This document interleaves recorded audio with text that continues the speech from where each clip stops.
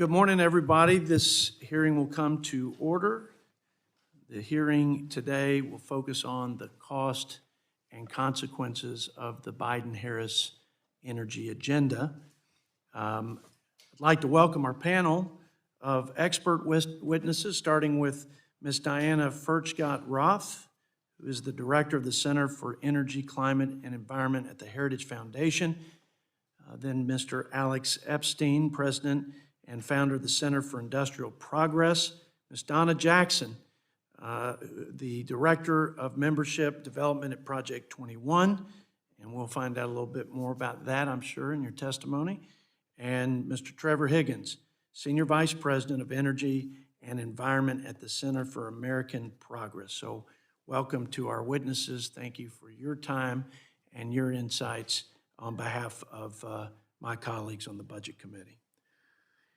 Okay, I'm going to yield myself such time as I may consume for an opening statement. I'm going to allow my ranking member and friend, Brendan Boyle, to make his opening statement, and then I'm going to go down the line with our witnesses for their opening statements. Our hearing today, as I mentioned, focuses on the fiscal cost and economic consequences of the Biden-Harris administration's failed economic and mainly energy policies. That's the focus. Those costs have been significant and measurable, and the consequences have been manifold and dire. The whole of government regulatory attack on conventional fuels, the increased taxes on oil and gas, and massive market distorting green energy subsidies have choked the lifeblood of this economy, the greatest in the world. It's also crushed our working families with a cost of living crisis, and it has compromised our national security by making the United States more reliant on foreign adversaries. The Biden-Harris administration has issued 250 executive actions against one industry, an industry that employs 10 million people with high-wage jobs, represents almost 10% of our total economy, and has had no doubt a positive impact on every facet of our daily lives by producing the most reliable, affordable, and abundant source of energy. As a result of our God-given blessed resources and the most innovative and efficient energy industry operators, we have the strongest and most dynamic economy in the world. It's why we have the greatest fighting force in the world, and it's why we are the world's superpower. But today, the failed energy policies driven by what I believe is an extreme climate agenda has undermined all of the above. It's resulted in higher gas prices at the pump, as high as $5, over $5, the highest we've ever seen and experienced in this country. On average, it's been $1 more per gallon in cost than the previous administration. The cost of electricity has gone up, now 25 to 30% for families. The total consumption cost for our average income families is almost twice what it was in the previous administration. Policies have consequences, and that consequence for families is a whopping $1,700 per family per year. These costs on the economy and on our consumers, the American people, are a direct result of the policies of the Biden-Harris administration. On his first day in office, President Biden canceled the Keystone XL pipeline, which would have saved us in transportation costs and safety $50 billion. But it didn't stop there. It was all critical infrastructure in the links of the supply chain, from export terminals to permitting refineries and other pipelines. Biden-Harris's moratorium on drilling on public lands will cost $33 billion in lost GDP and roughly 60,000 jobs. There have been overreaching and overburdensome emission regulations coming out of the EPA. Think about the methane gas rule. We've seen a 66% reduction by the industry over the last several years in methane gas emissions, but there are layer upon layers of these burdensome and I believe unnecessary regulations that the cost of which are passed on to consumers. The EV mandate alone, the tailpipe emissions, $870 billion over roughly 20 years. They've depleted, this administration, our strategic petroleum reserves to smooth off the edge of the spike in prices, and we're now down with a strategic petroleum reserve of a 40-year low. On the subsidy side, $800 billion in tax subsidies for green energy corporations, and some studies say that 70% of that value will be accrued to China because of their rare earth mineral mining and component parts to the renewable energy industry. The EV tax credit is, in many ways, going to the upper middle and upper income individuals. And I want to dig into that with you, Ms. Jackson, and the impact on middle-class families and our minority communities here in the United States. Look, the fiscal health of our country is in decline. I think we all agree with that. You can't look at the balance sheet. You can't look at CBO's projections. You can't look at the debt to GDP, which is higher than it's been since World War II and more relative peace and prosperity, and not be concerned. We have to rein in spending and we have to grow this economy. We have to have policies that encourage and foster growth. And central to that are good energy policies. If we can grow 1%, we can save $3 trillion to put against the deficit. If we grow 1%, we can add $10,000 over 10 years in hardworking Americans' pocketbooks, and we can bring the debt to GDP, the indebtedness of our country, down by at least 20 percentage points. So growth is key, and the lifeblood for that growth is energy and good energy policies. And I think we've seen the opposite of it: disastrous energy policies, disastrous results, and we have to make a change if we're going to get our country on a good fiscal path and hand it to our children in a manner that gives them the opportunities and prosperity that we've all enjoyed. With that, I yield to my ranking member as much time as he may consume for his opening remark. Well, thank you, Mr. Chairman. And first, before I give remarks in response on the topic of our hearing today, I will note that we are now 11 days away, 11 days and perhaps 14 hours from what would be a government shutdown without a continuing resolution passing the House and passing the Senate. It is unfortunate that the Speaker and his leadership team have been spinning their wheels and wasting all of our time on a Republican-only approach, which failed miserably on the House floor last night.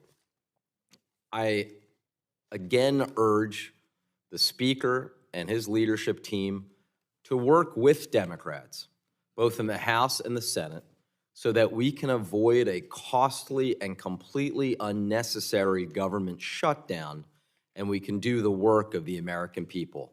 11 days is not much time, and the sooner the Speaker and Republican leadership realize that this highly partisan, go-it-alone approach is failing, as we saw last night, and doomed to fail, the sooner they recognize that, the sooner we can get out of this mess and assure that we avoid a costly government shutdown.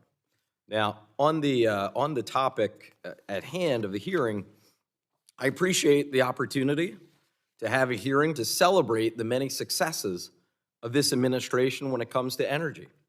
Here is a fact. Under the Biden-Harris administration, our total energy production is now at an all-time high, exceeding domestic consumption by a record amount. This may be an inconvenient fact for some, but under President Biden and Vice President Harris, we are now producing more oil than ever before, more than Russia, more than Saudi Arabia, and more than any other country on earth. In my home state, the Commonwealth of Pennsylvania, we've produced more natural gas over the last 3 years than any time before it. The reality is, under President Biden and Vice President Harris, the United States is achieving energy independence. Specifically on the price of gas, I just checked this morning, wanted to make sure I had up-to-date figures. Prices at the pump are now averaging $3.22 a gallon. That's the national average. That is almost 70 cents below where it was a year ago.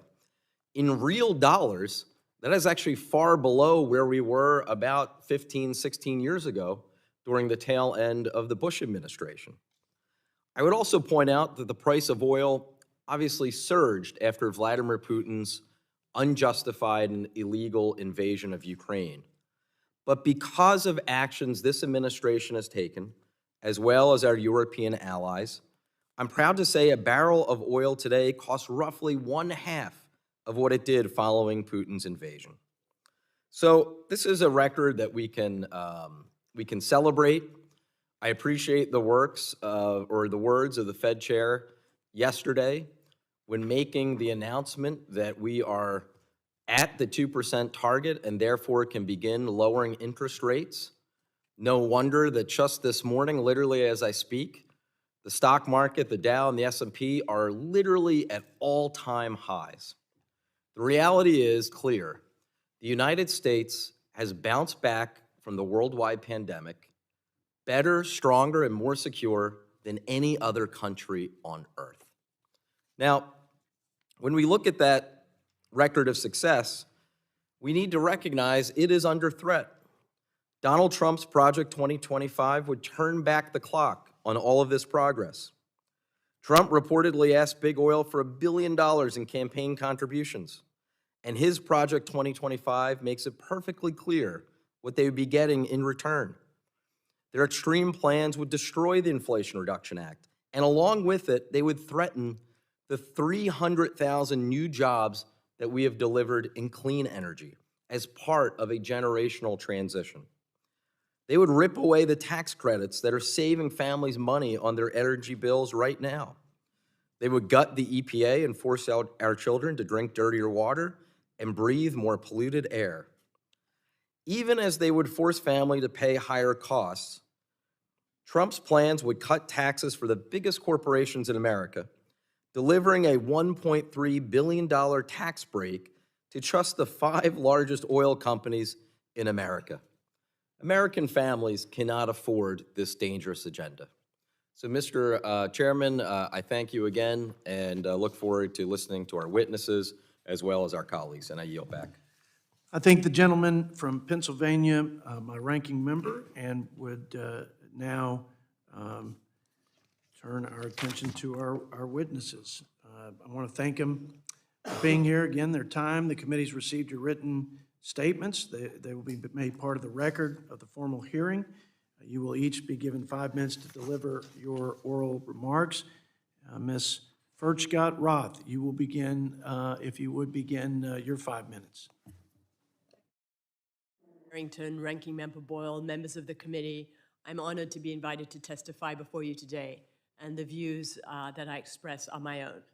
So the question before us today is, do subsidies and incentives for renewables and electric vehicles and regulations curtailing production of domestic oil and natural gas, as well as curtailing the sale of gasoline-powered vehicles and stoves, gas stoves, do they increase the price of electricity and transportation? And does greater use of renewables and electric vehicles help the climate? Having renewables and electric vehicles raises the cost of electricity, food, and transportation without benefit to the climate. The residential cost of electricity has risen by 32% since January 2021, and the price of gasoline has also risen. These costs are falling disproportionately on the poor, who pay a higher share of their income in food and energy costs. Costs fall on small business and farmers who rely on transportation and electricity for their livelihoods. Take a look at this chart here. This ranks states in terms of cost of electricity from most expensive to least expensive. So here we have the state rank.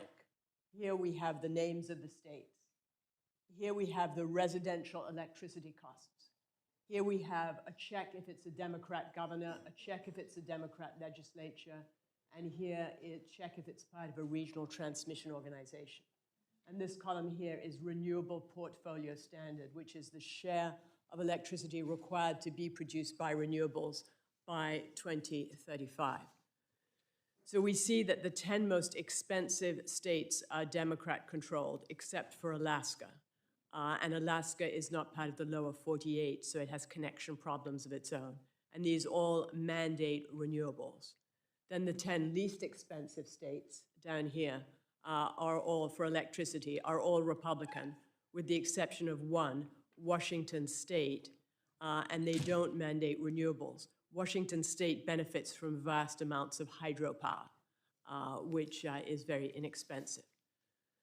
So what we see is that most states that don't have renewables, don't require renewables, have residential electricity rates of 15 cents per kilowatt hour or lower.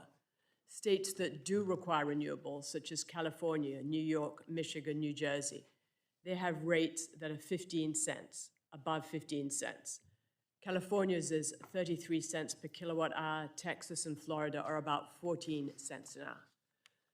But what the Inflation Reduction Act does is give credits and tax incentives worth about $1 trillion to companies to make these renewables, batteries, and EVs, and to people who buy them. And so the Inflation Reduction Act is making electricity more expensive. The Biden-Harris administration has put out rules that penalize car manufacturers if 70% of their sales are not electric by 2032, in contrast to 7% today. EPA has also ruled that if power plants don't sequester or bury 95% of their carbon emissions by 2032, they have to close down in 2040. And the technology isn't available now. So the Biden-Harris rules, if not repealed, would sow a perfect storm of future problems. Imagine it's 2032. You've spent an extra $26,000 on a Ford electric Lightning pickup truck because you can't buy a gasoline-powered Ford F-150. And your electricity bill goes through the roof because power plants are closing down all over the country. EPA wrote that it expected coal-fired power plants to close down. That's 16% of US electricity production. The Biden-Harris administration has promised to reduce US greenhouse gas emissions to 52% below 2005 levels by 2030. Dr. Kevin Diaratna, chief statistician at the Heritage Foundation, estimated that the economy would lose more than $7.7 trillion in GDP through 2040 if these goals were achieved. His research shows that even completely eliminating fossil fuels from the United States would only make a difference of 0.2 degrees centigrade, and this comes from government models. Even the Defense Department, whose mission is to defend the United States, is being asked to use biofuels to make its military vehicles and jets more climate friendly, and is planning on 170,000 electric vehicles. Green policies will make America dependent on China, which makes the largest share of renewables and EVs, and harm American energy, economic, and national security. Thanks very much. I thank the gentlelady and now yield 5 minutes to Mr. Alex Epstein. Thank you. My name is Alex Epstein. I'm a nonpartisan philosopher and energy expert. I'm very grateful today to share with members of both parties my analysis of what I call government-dictated green energy, which is the essential energy policy of the Biden-Harris administration and of much of today's world. The basic idea of government-dictated green energy is that the government should force us to rapidly reduce our use of fossil fuel energy and replace it with so-called economic growth at a time that inflation is falling. Finally, obviously, and as I mentioned in my opening statement, there's a real risk that we would move backwards. I've talked about Trump's Project 2025, which is extreme to the max. Can you talk about how in Project 2025 there's a discussion or a commitment to repeal the Inflation Reduction Act and how that would impact consumers? Taking away the opportunity to use these credits would hurt consumers. It reduces their choices, it makes home energy less affordable, and it would undercut the communities that are banking on the new factories that are being built. It would reduce U.S. economic competitiveness globally. It adds up to significant cuts, over $300 billion in lost GDP just by the end of 2030. and it would cut 750,000 direct jobs, which is part of $1.7 million $1.7 million in job losses indirectly. Thank you, Mr. Chairman. I yield back. I thank the gentleman, and now you have 5 minutes to Mr. McClintock from California. Thank you, Mr. Chairman. It was amusing to hear the ranking member warn about the impending shutdown just hours after he voted against a measure that would prevent a shutdown, but I'll save that for another day. Mr. Higgins, how would you assess California's energy policies? California has been dealing with climate change, I think, at an accelerated basis and has attempted to resolve that through a measure. Yes, they have done quite a bit of that, and there's a cost to that. We now have the third highest electricity prices in the country, and I can tell you personally, on Tuesday morning at Sacramento Airport, regular gasoline was selling for $5.26 a gallon. The problem that you and your friends have is that people can remember how they were doing 4 years ago, and people also know exactly how they're doing in their own lives today. And when you try to tell them otherwise, you just look foolish. You know, the day Donald Trump left office, America was energy independent for the first time in 62 years. The Strategic Petroleum Reserve was full, and a gallon of gasoline averaged $2.39 a gallon. Now, that wasn't an accident. A Republican president and a Republican Congress had won the greatest regulatory relief in American history. American oil and gas exploration was ramping to historic levels. The Keystone Pipeline was under construction, promising to pump an additional 830,000 barrels of Canadian crude oil a day into the American economy. And all that changed on the first day of the Biden-Harris administration. They canceled the Keystone Pipeline, killing 11,000 construction jobs in the process. They closed federal lands to further oil exploration. They closed the Arctic to further leasing.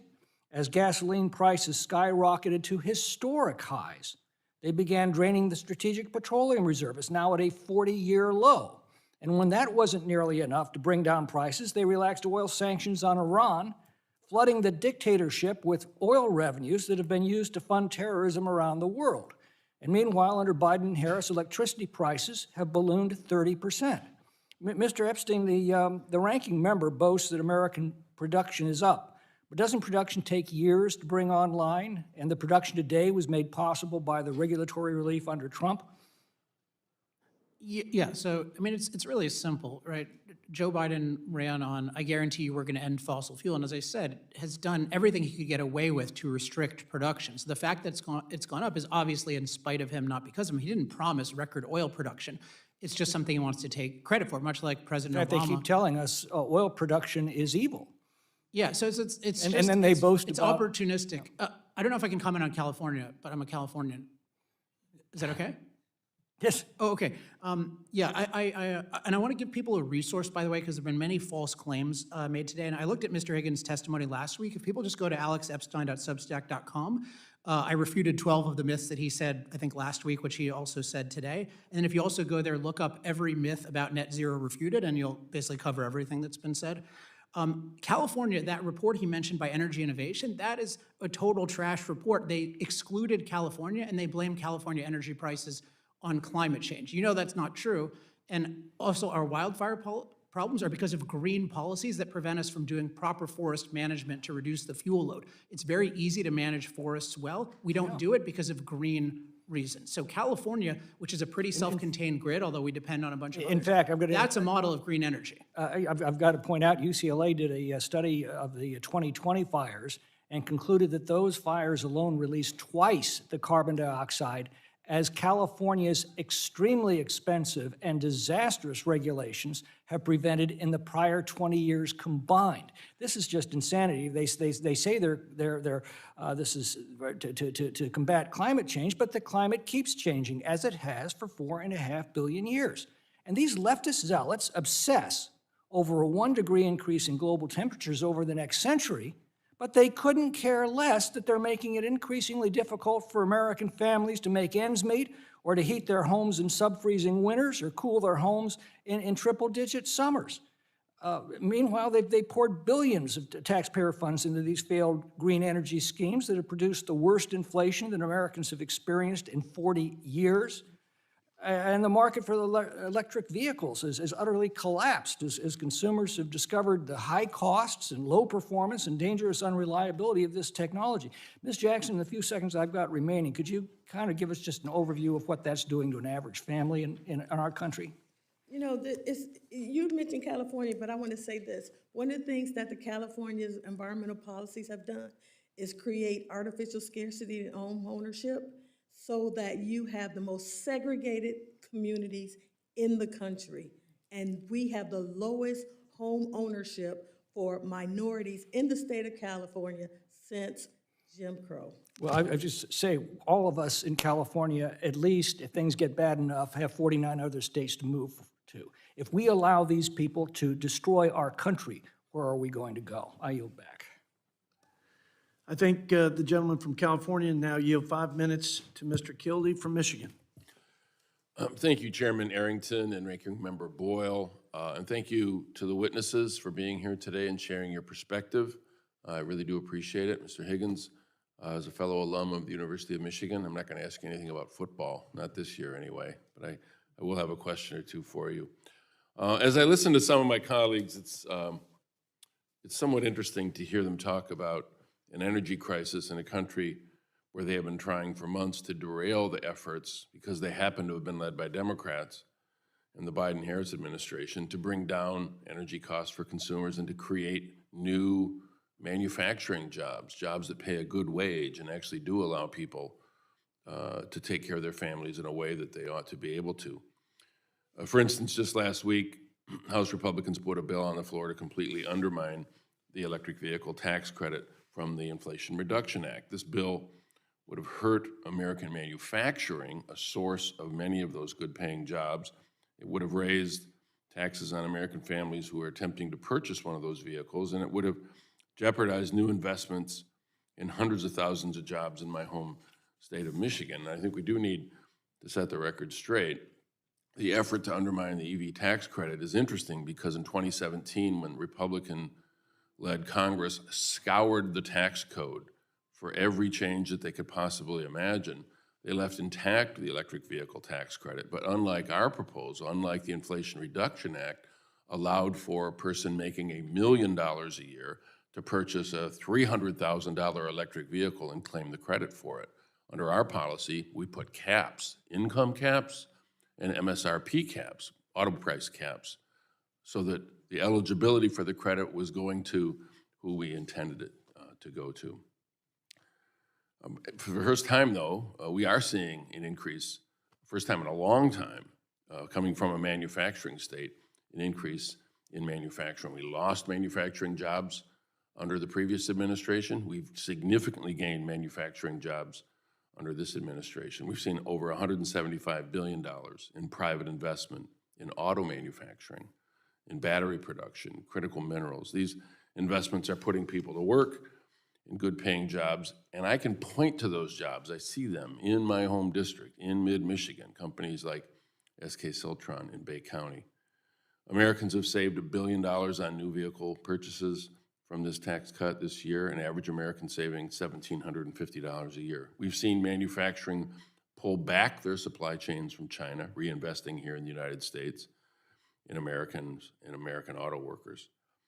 So when we talk about energy crisis and then try to undermine some of the efforts that we're engaging to try to bring down the costs of this transition to cleaner energy. And of course, we can stand here, sit here, listen, and continue to hear the denial that there's anything called climate change. I mean, if that's the starting point for the conversation, it kind of nullifies anything that anybody's trying to do to address it. So I wonder, Mr. Higgins, if you could, just in the brief time we have, just describe what the repeal of the EV credit would do on job creation, on the cost for families purchasing a vehicle, and most importantly, on our economic competitiveness when it comes to auto supply chains. I mean, China will dominate the EV space if, in fact, we don't have an industrial policy that allows us to be prepared for that transition. Mr. Higgins. So China has been trying to dominate the electric vehicle supply chain and export markets. And their exports are surging around the world, but not here in the United States. Here, we've invested more than $75 billion in manufacturing since the Inflation Reduction Act, and largely for EVs, which is creating new job opportunities, as you have described. And this is really critical. It's helping to reshape the global supply chains. It's paired with incentives not only for the purchase of a new vehicle, but also a used vehicle, and incentives for manufacturing at each stage of the supply chain. So the assembly of the car, before that the battery, before that the battery cells, before that the critical minerals processing. And at each stage in the process, it gives the United States leverage over the global supply chains. It's helping to keep us competitive with China and prevents the terrible effects that would have on our domestic industry. Thank you, Mr. Higgins, and again, I thank all the witnesses. Thank you, Mr. Chairman, for holding this hearing. I yield back. Thank you, Mr. Kildee. We now yield 5 minutes to our colleague, Mr. General Jack Bergman from Michigan. Thank you, Mr. Chairman, and thank you to all the witnesses. Let's get right to the point. Energy is the lifeblood of any economy, and an abundant, reliable supply is essential for sustained economic growth and prosperity. We as a country are blessed to have an abundant level of resources and clean methods of extracting those resources as we move forward. But yet, on day one of the current administration, the Harris-Biden administration, there was a war declared on the energy industry because of whatever agenda. I can't imagine why it would be done, but to that everyday American trying to do the right thing and be able to afford it, this attacked all Americans. I expect today, much of today's discussion will be centered on the administration's unprecedented assault on domestic energy producers and exporters, rightfully so. However, it would be a mistake not to also highlight the Harris-Biden administration's attacks on energy imports. While I'm sure the witnesses before us today are all very familiar with the administration's cancellation of the Keystone XL pipeline, I'd like to instead draw attention to a different pipeline currently under attack, one that runs through Michigan's 1st District, Enbridge Line 5. Mr. Chairman, I ask unanimous consent to submit an article from the Consumer Energy Alliance titled "The Regional Economic and Fiscal Impact of an Enbridge Line 5 Shutdown" into the record. Without objection, so ordered. Thank you. For more than 70 years, Line 5 has been a crucial piece of energy infrastructure, not just for Michigan, but the entire Midwest region. Originating in Superior, Wisconsin, traveling through both Michigan's Upper and Lower Peninsula and terminating in Sarnia, Ontario, the pipeline transports roughly 540,000 barrels of crude oil and natural gas liquids every day. And basically, they turn into the heat that's used in our homes. They turn into other things that are essential to our American economy being structured so that we can live prosperously and raise our families. So when you think about the value of something that already exists and to maintain its safety, to maintain its operation, it's a whole lot better, I think, for all going forward when we do the right thing for the right reason on the front end, not just wholesale shut down things because of some unique agenda that doesn't reflect reality. So just give you, I don't want to dwell on this too long, but just if Line 5 were to shut down, what that would mean, a $20.8 billion loss in economic activity, an $8.3 billion reduction in combined gross state product, $2.4 billion in foregone labor earnings and salaries, wages, and benefits, 33,755 jobs lost, and 2.65 million lower annual state tax revenues. So while Consumer Energy Alliance report does not include the likely increase in gasoline prices or the downstream impacts of higher transportation costs, as refinery inputs become more costly without Line 5, another report from HIS Market Research does. Mr. Chairman, I ask unanimous consent to enter into the record a report from HIS Market Research that estimates that Line 5's closure would result in higher gas prices for the Midwest region, likely around 20 cents a gallon minimum. Without objection, so ordered. Now that I've kind of laid the groundwork here and we don't have much time left, Ms. Jackson, much of your work is focused on debunking the faulty narratives that the Harris-Biden administration's extreme green energy policies are benefiting working and middle-class families.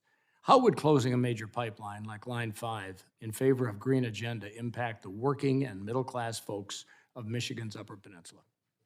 Everything they're doing right now is a regressive tax against the poor and middle-class families because we have to pay a higher percentage of our income towards more expensive goods and services because of the shortage of affordable fuel.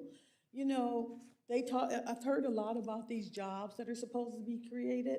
These are make-work jobs, and even the Washington Post said that the green energy jobs would only replace 20% of the coal jobs. We're losing tons of jobs that the middle class and the poor have historically been able to take advantage of in manufacturing and industrial jobs. That's what built the middle class in this country, especially among Black Americans. Thank you, Mr. Chairman. Could I have one quick response from Ms. Furch? Ms. Roth? Okay. You authored a book. Could you speculate as to some of the downstream economic impacts that a major pipeline's closure, like Line 5, would result in? Just give me some worst case. 10 seconds. 10 seconds. Yeah, well, basically, it would result in fewer jobs going to our refiners, more expensive fuel for consumers, both in terms of heating oil and gasoline. The North American Energy Platform is a perfect way to not only produce oil and natural gas, but also refine it and get it out to consumers. Thank the Thank you. gentlelady. Thank you, Mr. Chairman. I appreciate it. Our colleague, and now yield 5 minutes to Mr. Bobby Scott, unless he needs another 30 seconds to follow up with a question. I'll be fair. Thank you, Mr. Chairman. Mr. Epstein, it's my understanding that your view is we'd be better off if we used more, not less, fossil fuel. Is that right? Oh, can you hear me? Yes, and I have my book as a resource, Fossil Future, here. I have copies for any member who wants one to explain the full case. Thank you. Mr. Higgins, you indicated that there's a significant cost in doing nothing. There are reports that some cities are experiencing record consecutive days over 100 degrees. What kind of impact does that have on costs to families? Extreme heat is a real tax on families' welfare. It means that kids can't enjoy their summer vacations. It can mean schools are canceling activities, and it can send people to the emergency room. So there have been more than $1 billion in extra summertime healthcare costs because of climate change, and more than 230,000 ER visits per day when there are heat waves in the United States. And what does it do to your energy cost? You have to run your air conditioner, if you're lucky enough to have one, at higher rates. It's more expensive to do so. Often, air conditioners are even old and inefficient and need to be improved. And the costs of heating are not always as well supported by programs that are meant to address affordability. That's something that the Biden-Harris administration has been changing with the LIHEAP program to make it available for cooling costs as well as heating costs. Well, what additional investments in weatherization assistance programs and LIHEAP would be beneficial to families? Yes, LIHEAP, which is the Low-Income Home Energy Assistance Program, and the Weatherization Assistance Program are two key drivers for affordability, and Project 2025 would eliminate them. What impact do the home energy rebates have on, you mentioned low-quality air conditioning. What effect would that have on the ability of low to moderate income families being able to afford to upgrade? Yes, upfront costs can be expensive, which is why these new programs that the Inflation Reduction Act enacted are so critical. So the home energy efficiency electrification and appliance rebates that you mentioned can cover up to 100% of the costs for low-income families to replace their energy systems, and for moderate-income families up to half of the cost. And what does that do to their monthly expense? So if you switch from an inefficient heating system to a heat pump, you can save between $60 and $800 in and annual energy costs, depending on which source of energy you were using before the switch. Thank you. Now, a lot of, some of us believe that climate change is a problem, others apparently don't. How does the IRA encourage private companies to get into the supply chain? One of the tax credits that's available, called 45X, encourages domestic manufacturing at every stage of the clean energy economy. So from batteries to wind turbine manufacturing to solar panel manufacturing, it provides a guaranteed dollar per unit of production, which companies then can realize will justify their upfront investments. In addition, the Inflation Reduction Act offers loans and grants and tax credits to defray the upfront construction costs also. And this is part of why we have seen clean energy manufacturing investment quadruple since the enactment of the law. Have any companies taken advantage of this? Yes, there have been many hundreds of projects, including more than 290 projects in low-income communities, more than 117 projects in rural areas, more than 350 projects in districts represented by Republicans. So this is $493 billion in actual investment so far. Including some in my district. Thank you, Mr. Chair. You're back. I thank the gentleman and now yield 5 minutes to Mr. Ron Estes from Kansas. Thank you, Mr. Chairman, and thank you for all our witnesses for joining us today at this important hearing. You know, for more than 3.5 years, the Biden-Harris administration's waged war on American energy production. Coupled with inflation, their actions have produced the energy crisis crushing Americans today. Not just the invasion of Ukraine or any other excuse that the administration tries to hide behind. In the first year of the Biden-Harris administration, they ended the Keystone XL pipeline, proposed tax increases on oil and gas companies, and pushed policies that benefited green, quote-unquote, energy and Chinese companies and their benefits over reliable American energy. By the time Vladimir Putin invaded Ukraine in February of 2022, Biden's policies had already pushed the national weekly average from $2.40 up to $3.53. In fact, as the ranking member noted earlier, we're still up at over $3.20, again, higher than the $2.40 that national gas price that President Biden inherited. Rather than reverse their anti-American energy policies, the Biden-Harris administration traded in our safety net of the Strategic Petroleum Reserve and drained 180 million barrels to bring the SPR to its lowest level ever. After dragging their feet for more than 2 years, the Biden-Harris administration took action earlier this year to refill the SPR, but rather than actually refilling it, they've tried to claim that purchasing 40 million barrels and canceling the sale of another 140 million is the same as fully replenishing the SPR. Ms. Furchtgott-Roth, would you consider canceling the sale of the 140 million barrels the same as replenishing the SPR? No, definitely not. Yeah, we're kind of at the lowest level. We're down to 40% of the capabilities that we were at, and down to the level we were in the early 80s in terms of and the whole reason for having a Strategic Petroleum Reserve was for a cutoff in supply and not to manipulate prices. Exactly.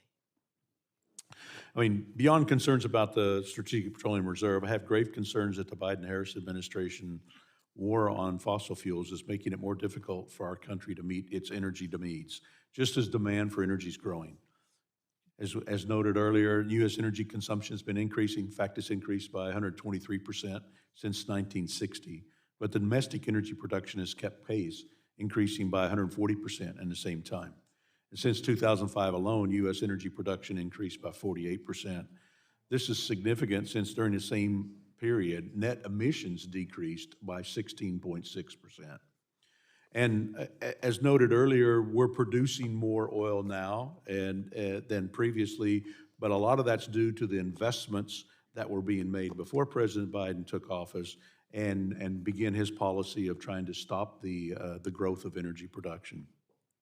Contrary to what many believe about and propagate, oil and gas production doesn't necessarily result in increased emissions or harms to the environment. Results like this are possible in the U.S., but not guaranteed elsewhere. China's carbon dioxide emissions, for example, increased by 93.9% since 2005. So if the administration really wants to cut emissions, they should encourage the production of clean domestic energy using an all-of-the-above approach rather than picking winners and losers. In Kansas, we have a thriving oil, gas, wind, solar, and nuclear energy producers to power our state as we work towards an all-of-the-above strategy. Mr. Epstein, how is energy freedom, which encompasses an all-of-the-above approach, more beneficial to the U.S. consumer?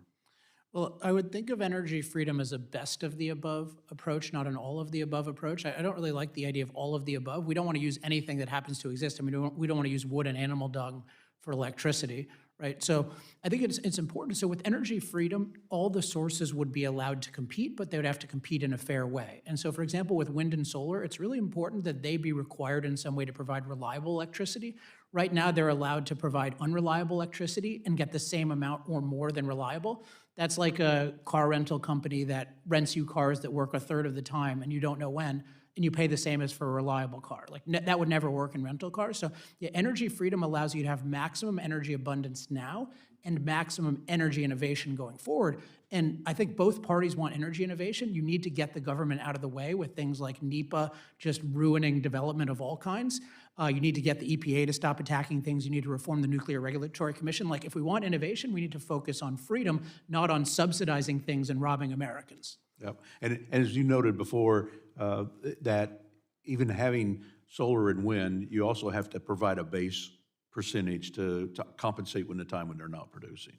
Yeah, so you better make sure they're cost effective. So we need grid reform so that people are actually incentivized to provide reliable electricity. Oh, great, and I appreciate y'all being here. We're talking about, it's so important to be able to talk about energy because that drives the economy, it drives our civilized life that we live today. So thank you all for today, and I'll yield back, Mr. Chairman. I thank my friend from Kansas, and now yield 5 minutes to my friend from California, Mr. Scott Peters. Thank you, Mr. Chairman. Thanks to the witnesses for being here. I got to say that it's a little sometimes confounding to hear that the Biden administration is getting in the way of energy production. At the same time, we've had more oil and gas production ever than before. So I would just actually say I agree with Mr. Epstein on a couple things he just said. And in fact, we're going to face higher prices, large because of the demand pull from the first increase in demand for energy we've seen in decades. We have been growing, but we've been efficient, so we haven't needed big production increases. Now we're going to see a greater demand for energy because of manufacturing returning to the United States, somewhat because of the IRA, because of electrification, and because of the demand from AI for huge amounts of electricity. In fact, I heard the one Microsoft facility for AI might require itself 5 gigawatts, which is bigger than the whole complex of nuclear power we just built in Georgia. So this is a challenge for all of us, but let's just recognize that we've never produced more oil and gas than we are today, despite the rhetoric, either from the Biden administration or about the Biden administration. Also, I couldn't agree more. We've done work on increasing the production of nuclear power. That's been bipartisan. I'm working really hard to get NEPA out of the way. I agree with you. I think it's been a huge delaying effect with not the kind of environmental quality results we need, and we need to reform the grid. I would just say, too, the problem I've had with the grid here is I can't get Republicans interested in talking about transmission, interregional transmission. We couldn't even have a hearing in the Energy and Commerce Committee. I'd love to have to do that in a bipartisan way. We've seen the Republicans in the way of transmission reform, but we all need to be in this together. The other thing I just point out is that we are going to see the cost of climate change also affect consumers. And recent studies found that the global cost of climate change stemming from extreme weather, natural disasters, the effects of a warming planet could reach $3.1 trillion a year by 2050. So that includes costs of damage to infrastructure, property, and public health. And these costs will only increase over time as the destruction from climate change becomes more severe. We've got to respond to that. I think the Inflation Reduction Act and the Infrastructure Investment and Jobs Act do try to do some of that and try to increase new technologies through subsidies in clean energy. And I think that's appropriate as these technologies are getting off the ground, because we do want not all of the above, as you said, but we want many of the above, and some of them won't get started on their own. I would also point out wildfires have already burned over 6 million acres this year, and as wildfire season continues, it's clear that the time for action is now. That's continuing to raise the cost of living, the cost of healthcare, lower the quality of life for my constituents. Earlier this year, insurance rates for California homeowners increased by an average of 34%. Utility wildlife prevention and mitigation costs are nearing $5 billion a year. So I would point out that solutions exist. Our bipartisan Fix Our Forests Act will restore forest health, increase resilience to catastrophic wildfires, and protect communities by enabling landscape scale work to increase the pace and effectiveness of forest management and restoration projects. Mr. Higgins, do you agree that the benefits of taking decisive actions to address climate change now, whether that's investing in American energy and manufacturing or through the passage of critical wildlife legislation, will outweigh the initial costs? Yes, I strongly agree. Overall, the Inflation Reduction Act will cut deficits, and the actions to take to fight climate change also cut energy costs.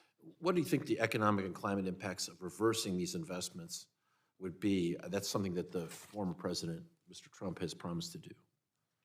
So Energy Innovation studied the Project 2025 proposals and found that it would cut gross domestic product over $300 billion in 2030. It would cost 750,000 direct jobs. It would increase household energy costs above their 2021 levels. It would keep emissions over 4.7 gigatons indefinitely. That's not even counting the proposals to raise taxes on middle-income families or tariffs.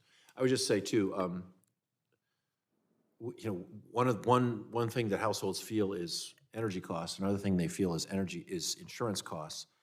I'm going to run out of time, but it seems to me that what we can do to keep all costs down is important. And do you believe that the investments made through the IRA and IIJ will have a positive effect, considering that, for lower premiums in U.S. households? Mr. Higgins. Yes, and I think more needs to be done directly to address insurance premiums. But if we can stop the climate from changing as fast, it's going to make it easier for us to keep up and prevent those costs from spiraling into households everywhere.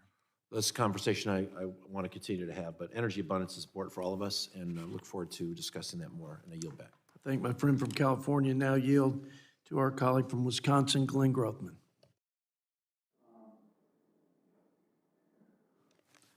Thank you. Obviously, I think one of the big themes of this administration is we seem to have more and more people aim for government assistance, more and more people in the billionaire class, and we try to squeeze the middle class, which has always been the backbone of America. I'd like to talk a little bit, whichever one of you feels most appropriate to speak up, on the cost of electric cars and the effect it's going to have on the middle class. One of you feels a champion of that? Okay, good. I think there are three things that go into the cost of a car. What is the effect of this demand that we buy these electric cars as far as the initial price of a car? Am I going to have to pay more for a new car than I did my last car if I buy it in 2032? Yeah, I mean, it's pretty obvious. The reason they need to force it on us is because we wouldn't buy it voluntarily. So that means it's not the most cost-effective option. So yeah, it increases the cost and it decreases the effectiveness. So for many families, it's not nearly as versatile as a gasoline car. Well, you've got the cost up front, and as I understand it, talking to my auto dealers, $25,000 more for my next car than the car I just got if I got to buy electric. Well, there's that, but then there's many hidden costs. Texas Public Policy Foundation did a good study which shows $10,000 to $20,000 of us subsidizing per car. So these are incredibly subsidized through all sorts of things like zero emissions credits. And yeah, so we're just paying a fortune for these things directly and indirectly. I really don't like the way they're trying to squeeze the middle class, which has always been I would like to add that most of minorities are priced out of the EV market. They just don't make sense. And when you think about Black Americans that have a median income of $56,000 a year, which is someone doing well, the average demographic of an EV owner makes $100,000 or more, has owned their own home, and they're white and they're educated. So most African Americans and most minorities are already priced out of the market. They can't even afford a electric vehicle. Right. And so the alternatives that they're providing for us is public transportation, which does not work when you need a job. Well, I will point out, I don't think for the billionaire class that I think runs the Democrat Party, public transportation is not a big deal there. And like so many things, be it your electric bill, be it your car payment on your new car, if you're a billionaire, you don't even make those payments yourself. Probably have an accountant do it for you. So, but you're right. I think it's so damaging Yeah, for the they average can't even person. qualify. Of course, the cost of a car isn't just initially what you pay for it.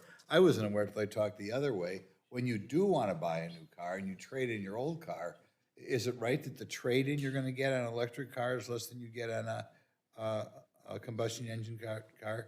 Is that another way they're going to try to nail the middle class?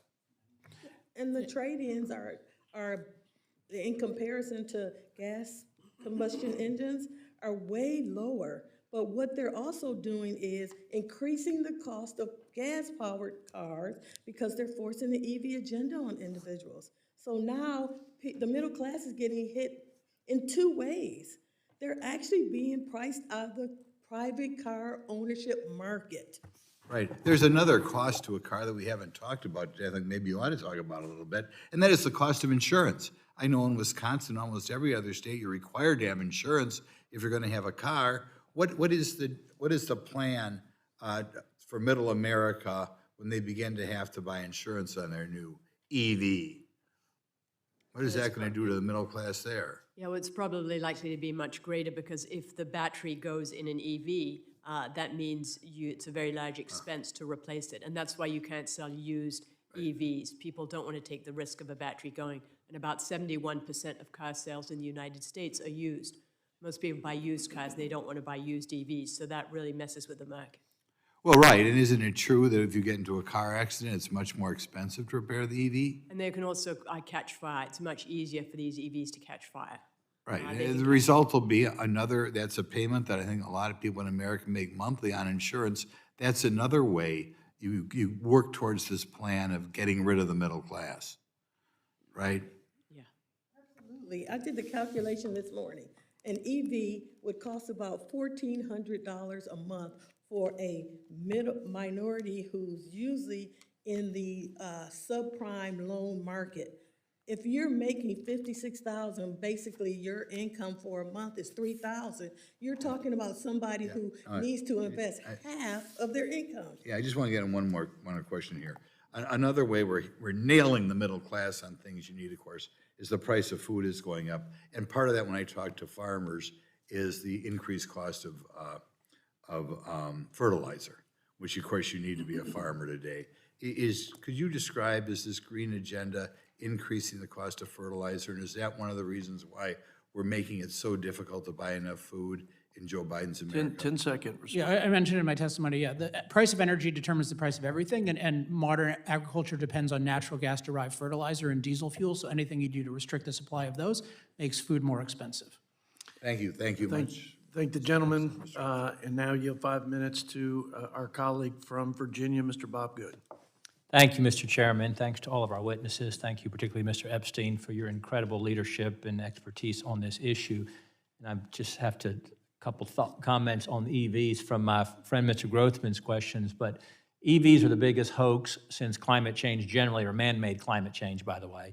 And I know that everybody even on the panel may not agree with me on that. But the battery components and how they're constructed and the environmental impact, where we get the batteries from, the danger of the explosions and fires and so forth that come from electric vehicles, the weight of the vehicles that are 50% heavier than gas-powered vehicles, and the fact that the roads and the parking garages across the country could not handle EVs if we were all driving them. To Ms. Jackson's point, that almost everyone who has an EV, it's their second or their third vehicle, their extra vehicle when they can putter around town because they don't want to drive it across the country because it's impractical, and it's incredible. What a hoax forced upon the American people, and an egregious abuse of power by the administration to even think that they would have the right or should have the right to tell Americans what kind of vehicles they can own or that they can drive.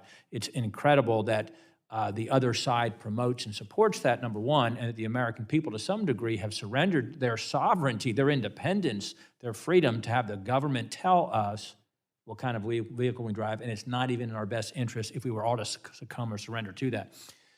Mr. Epstein, you often talk about the concept of energy poverty or the difficulty of some people, and Ms. Jackson has spoken to this as well, to afford the most basic of their energy needs, whether it's domestically or internationally, and how much that hurts people. Can you just speak a little bit more to that, Mr. Epstein? And then I'd like Ms. Jackson to speak to it as well.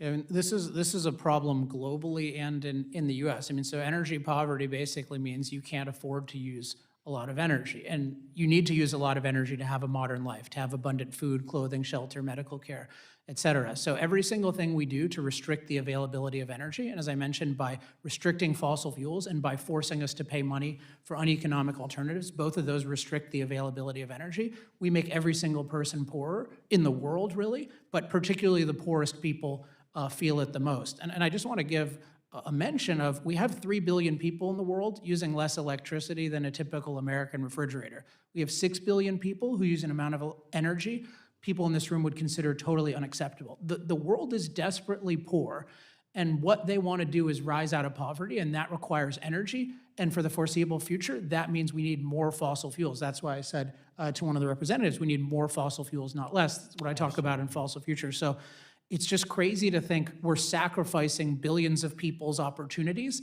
in the name of preventing, a degree or two of warming, when we've already shown we're incredibly good at dealing with a warmer planet. And by the way, far more people still die of cold than of heat. So there's nothing to say even a warmer planet is worse objectively. But a warmer planet with abundant energy is a great planet. A colder planet or the same planet with no energy is a terrible planet. It's my understanding that burning wood actually is producing more energy on the planet still than solar and wind does. They juice up renewable numbers using that. If they want to say X percent renewable, they like to add hydro, even though the green movement is anti-hydro, anti-large hydro. And yeah, in Europe, often they juice up the renewable numbers they often buy wood pellets from America, take them across the sea with oil, and then they burn them there, and they call that renewable. So oil tankers going across the ocean to... With wood made using diesel equipment in the United States. So this just points to a lot of this is a scam. If you think CO2 emissions are a grave threat, then you have to recognize the only way to deal with that is to make people poorer. But we have to have an honest conversation. You can't say we're going to restrict fossil fuels, we're going to force you to use uneconomic things, and you're going to become rich, let alone do it randomly to various cronies, which is what the IRA did. So it's a very dishonest conversation right now. And nothing has brought more prosperity and industry to the world than fossil fuels.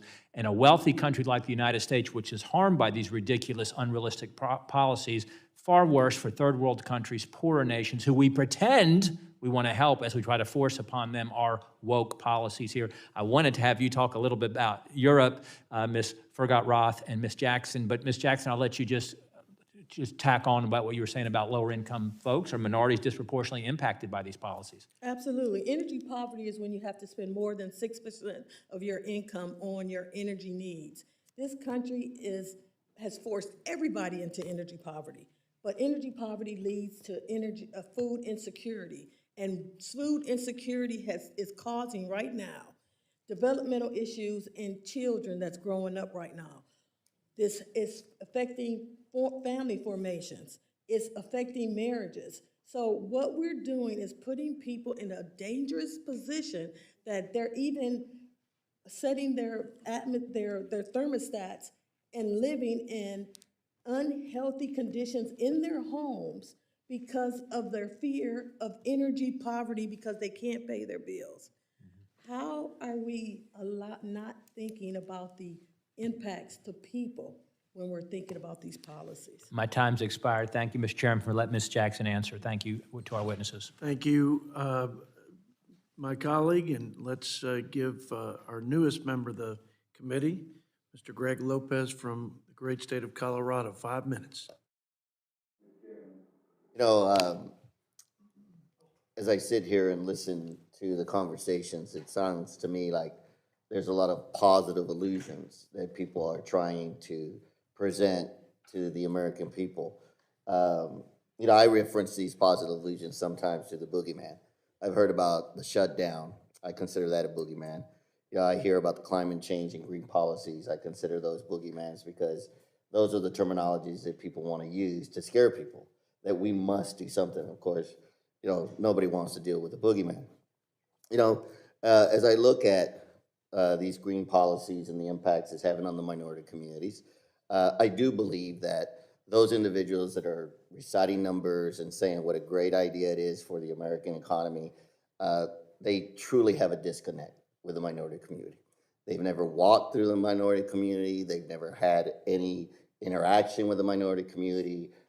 They just reference it like it's a badge of honor that they understand the minority community. As a minority myself, I can tell you that these green policies are not helping the Hispanic community. They're not helping the Black community. They're not helping the Asian community. They're helping a lot of other communities, but those are the communities that are not being helped. So, as I look at this, I would like to ask a question of Ms. Jackson. Ms. Jackson, you have a very impressive resume, and I see that you graduated from Colorado State University with an accounting degree in cum laude. My question refers to the impact of the Inflation Reduction Act on working class Americans. We both share a background in business. Do you know how large the federal deficit is? I don't know the exact number, but I know it's big. Sorry about that. That's okay. A lot of people don't. It's $35 trillion, and it's growing by $1 trillion every 100 days. Would you agree that that amount is dangerous to have that much debt? Yes. Okay. And as a accounting major, I'm sure you know that even some debt is valuable. Too much can weigh down an enterprise. Would you say that the U.S. debt, now at 124% of GDP, is approaching a critical point and having harmful effects on the U.S. economy? Absolutely. I'm glad we share on the same page, but affected too much debt on the economy. What would you say about legislation that was supposed to cost $270 billion, then it was supposed to cost $360 billion, and now it costs $492 billion, reduces tax revenue, and ends up with a final cost of $1.8 trillion over the 10-year window? That's what the IRA does through its energy tax credits, all while the debt keeps rising. What would you say to that? I think that that's the most gross mismanagement. If it was a private industry, it would be bankrupt. Our government would be. It's very problematic. I hear a lot of people talking about how great the Inflation Reduction Act. I see mismanagement in a lot of the ways the money is being spent. The environmental justice money, 90% went to NGOs, never hit the community. Never. I go and travel to minority communities every day, and they're not taking advantage of these so-called tax credits because they don't own their homes. But everything you're doing right now is making sure that they're so expensive that they can't own a home. So, it's just serving one group of people who, frankly, has never asked us what we needed. Mr. Higgins, you tout that the green policies, rebates and credits really help Americans because they can, but correct me if I'm wrong, but before you can ask for a rebate, you first have to pay for the product. You first have to pay for the electric vehicle. You first have to pay for the solar panels. How would you explain to the minority community if they cannot afford to pay their own gas bill today? How would you convince them that a rebate or a credit that they must first spend $15,000 on, how is that going to benefit them? The tax credits work as you say, but actually many of the new programs are rebates that are made available at the point of sale, including a $4,000 tax credit that's available for used car purchases for electric vehicles. So a $4,000 tax credit? It's a $4,000 tax credit available at the point of sale. You don't have to wait until you file your taxes a year later or whenever. And what would be the average cost of that? Is that on any new vehicle? I'm talking about the used car vehicle. For the new car vehicles, they're also available at the point of sale, but the used cars have an income cap and a sales cap, so it's for affordable vehicles. So let me ask you this. I spoke with some auto dealers the other day. They tell me they have so many EVs sitting in their lot because they can't sell them because the market's not looking for them. What are we going to do with that oversupply of those automobiles as they stand today? Well, we see demand for EVs is growing. In fact, we think it'll be up to That's not a true statement. I'm sorry, it's not. Well, we can check the numbers. I've checked the numbers, but I appreciate your comment. Mr. Chair, I yield back. Thank the gentleman from Colorado. Now yield 5 minutes. Oh, let me, for the record, I've got our colleague from Wisconsin has something to submit for the record. I'm sorry to skip over you. Mr. Grothman? Yeah, I'd like to ask unanimous consent to submit a study from the American Gas Association into the record. Without objection, so ordered. Thank you for your patience. Now, I yield 5 minutes to my friend from Texas, Mr. Chip Roy. Thank the chairman. I thank the witnesses and your time for being here to help illuminate this important topic. I think it's one of the most important topics that we could possibly discuss because it's a direct impact on the well-being of the people that we represent. And I think we've got to address this and deal with, I think, what has been a significant amount of, to use a loaded term, misinformation that has been pushed and hoisted upon the American people. So to my colleagues who like to use the power of government to go after misinformation, I think maybe we need to think about how it's being used in context here. There's a couple of quick questions. I mean, that I think is really important. Mr. Epstein, you know, a lot of things are being said, and we can go through and refute it. You wisely noted you went through some reputations. I can't go through it all. But I think it's important for people to understand the context that we're operating under. We have China where, to the best of my rough knowledge, they have something like 1,100 coal-fired plants, and they're building maybe a plant and a half, or 2 plants a week, depending on the time of year. Is that roughly correct? Yeah, they have something like 300 new plants in the pipeline, which is way more than US's total coal capacity. Correct. And we have basically 0 coal-fired plants in the pipeline. We have negative coal plants in the pipeline, which is an existential threat to the grid. Correct. And we have limited natural gas plants in the pipeline because, and this is important, the subsidies in the Inflation Reduction Act, those subsidies, among other policies, are making it economically less feasible for people to invest in the production of natural gas in the market. Is that correct? Yeah, so we have systematic preferences for unreliable electricity, and the IRA made that considerably worse. And so even in Texas, which sits on a sea of available natural gas, to be able to produce natural gas-fired energy, Texas, putting aside the barriers to nuclear, which we ought to be talking more about, by the way, as well, and you speak about it regularly, in Texas, we have to have the government of Texas already under strain, having spent $13 billion to make up for a federal government that refuses to secure the border. The government of Texas is having to itself create natural gas production, wisely or not, that's a debate, through its government action without relying on the market, because the market has been constrained by these subsidies. Is that correct? Mostly. I mean, Texas has some responsibility itself because it has its own kind of isolated market with ERCOT. Yeah, but if you look at the effect, just to elaborate a little bit on what you said, like when you basically rob American taxpayers and and require them to pay for solar and wind, what happens is people just always use solar and wind whenever it's available, and that depletes the funds available to natural gas plants. So then you need to do another artificial intervention. So the key is get rid of all the preferences for unreliable electricity, and then real electricity will win. Moving really quickly to the vehicles, the tailpipe rule. The tailpipe rule has been put in effect, and that will have in effect the requirement that we be producing effectively 2/3 of the vehicles in this country be EV by 2032, correct? Roughly? Yes. The impact on the average American family of that rule, what would that do in terms of cost of vehicles, cost of existing internal combustion engine vehicles, used market or new, availability of vehicles, particularly with the lack of infrastructure and materials in the states, which I'll get to in a minute? What would be the impact of that? So just really quickly, I mean, it forces people to pay for more expensive vehicles. People don't realize how much they're paying with the subsidies, in part because the internal combustion engine vehicles end up subsidizing the EVs. Right. So there's that whole thing. I think the biggest cost that we haven't covered yet is the cost to the grid, because we're artificially restricting the supply of reliable electricity, as I mentioned, with shutting down coal plants. The new EPA rules would just destroy the grid. So we really need to prevent those, because they prevent new natural gas plants from being built to replace coal. But we're talking about a grid that's already in crisis thanks to government-dictated green energy. We're talking about forcing EVs, so you artificially restrict supply.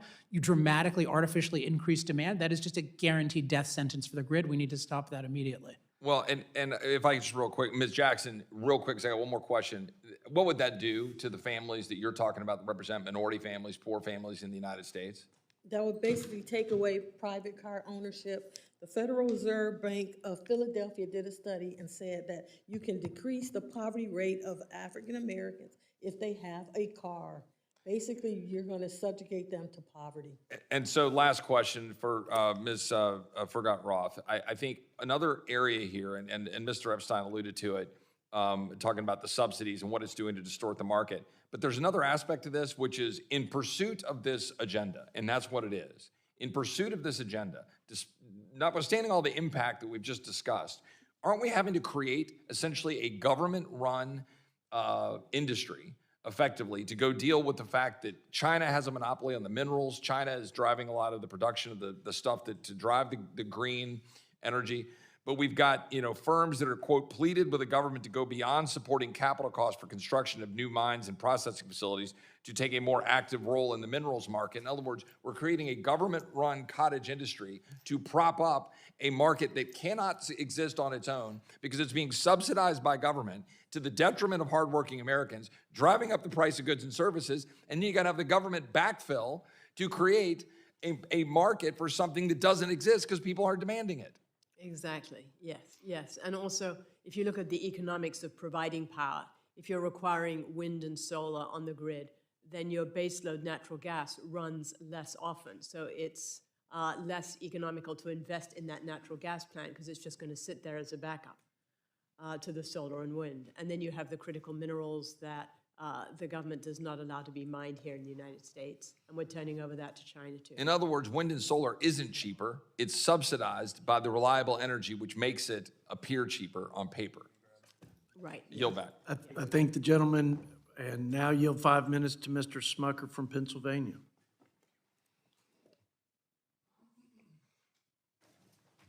Thank you, Mr. Chairman. Over the last few years, it's been clear that Kamala Harris and Joe Biden's administration have actively participated in policies that weaken our energy independence. My state of Pennsylvania is home to some of the most abundant energy resources in the United States. Natural gas industry fracking support 123,000 jobs, generate $41 billion in economic activity. Yet, despite the abundance of these resources, the average household in Pennsylvania is spending almost $100 more on energy per month. So I find it really interesting. Pennsylvanians know bad energy policy when they see it, so it's not surprising at all that suddenly Kamala Harris denies that she wants to ban fracking. To stabilize our nation's fiscal trajectory, we've got to pursue policies that grow the economy, and I think unleashing American energy is one of the best ways to do it.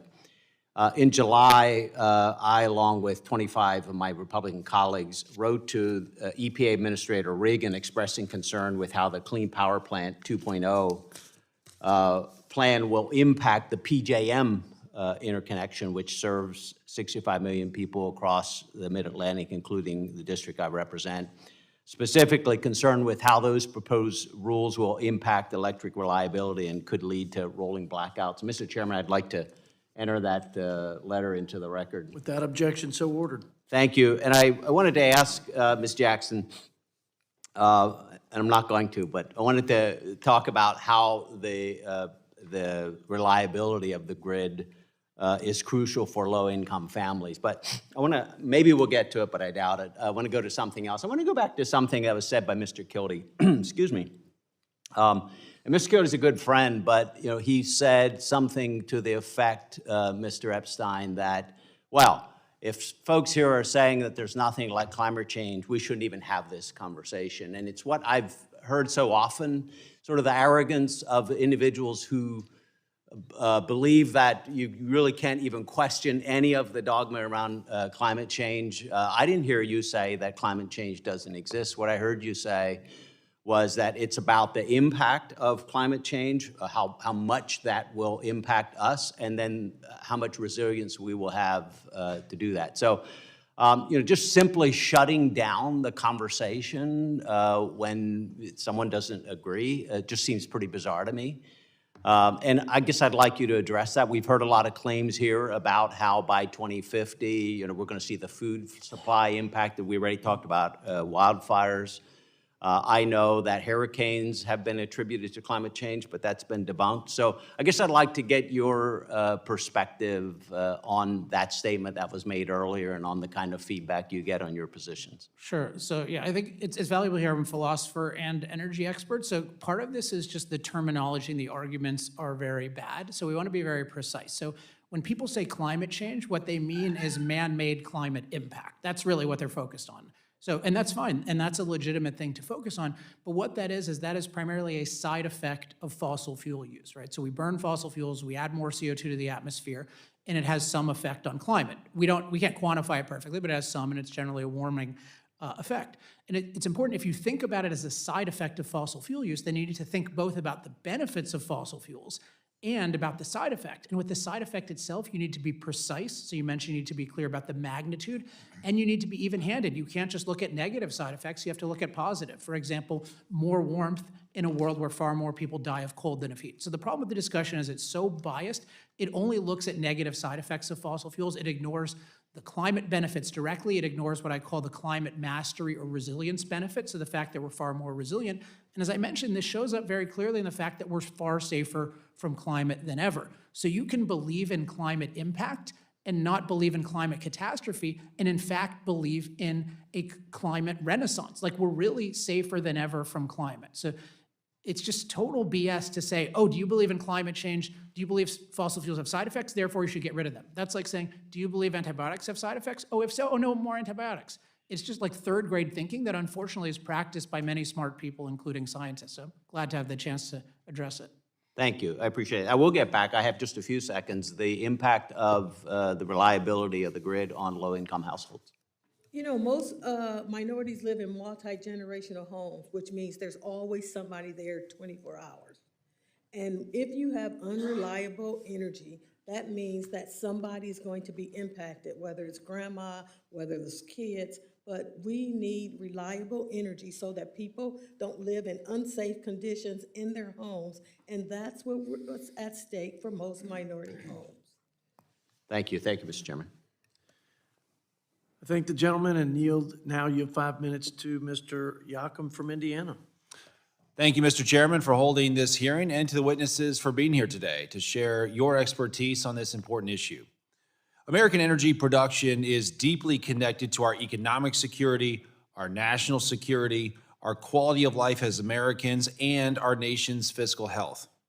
But under the Biden-Harris administration, oil and gas leases for on- and offshore production have been paused. Energy projects that would have reduced energy prices for the American people have been canceled.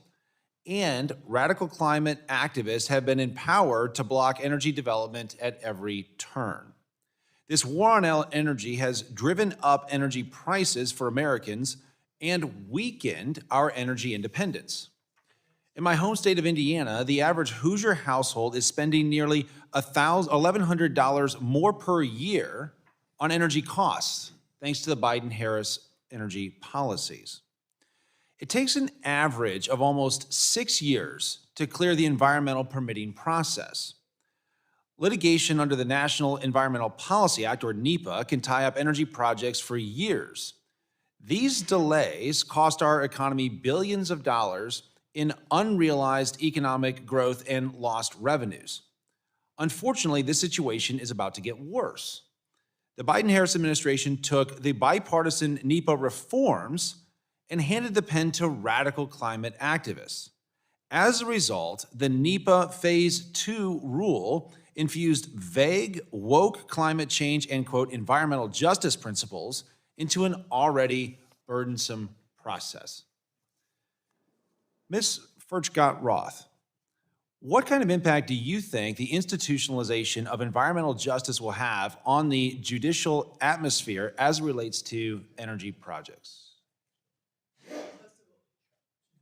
First of all, I think that the term environmental justice is misnamed. It's not environmental justice making people's electricity costs go up or taking away their choice of vehicles.